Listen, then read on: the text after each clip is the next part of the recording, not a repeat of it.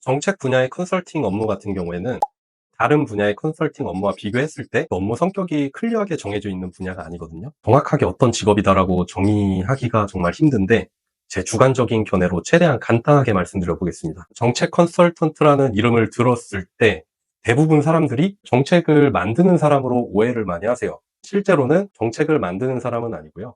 저희는 이제 기업 입장에서 정책이나 규제 환경 그런 것들을 분석을 하고 그에 대한 대응 전략을 짜주는 역할을 한다고 보시면 될 것 같습니다. 저희 업무는 크게 세 가지 단계로 나뉘어 있고요. 첫 번째로 현상을 분석하고, 두 번째로 그 분석으로 전략을 기획을 하고, 마지막으로 그 기획을 실행하는 단계. 첫 번째로 현상 분석 같은 경우는 정부가 발표한 정책이나 입법안, 가이드라인 등이 시장이나 기업에 어떤 영향을 미칠지 시나리오를 구성하고요. 분석을 바탕으로 두 번째로 기업이 어떤 입장을 취해야 할지, 어떤 이해관계자들과 소통을 해야 할지 전략을 설계하고, 마지막으로 실행 단계는 실제로 사람을 만나고 기획한 걸 실현하는 단계예요. 이때는 설명회, 간담회, 의견서 제출 이런 것들이 실행 단계에 포함되어 있다고 보면 되고 소통이랑 설득의 과정이기 때문에 커뮤니케이션 능력이 가장 중요한 영역입니다. 전공이나 학벌보다는 시사에 대한 관심, 구조 있게 생각하고 표현하는 능력 중요할 것 같고요.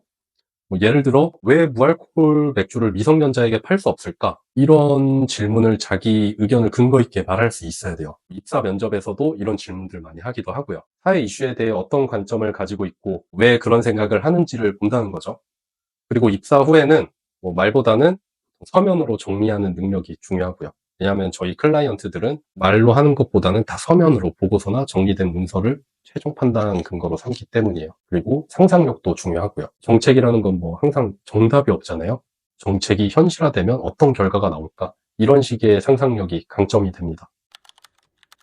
업계 특성상 평균을 내긴 정말 어렵고요. 에이전시냐, 인하우스냐, 어느 산업에 있냐, 연차가 어떻게 되냐, 성과나 위치에 따라서도 정말 천차만별이라 그 스펙트럼이 너무 넓어서 정말 평균을 낼 수는 없고요.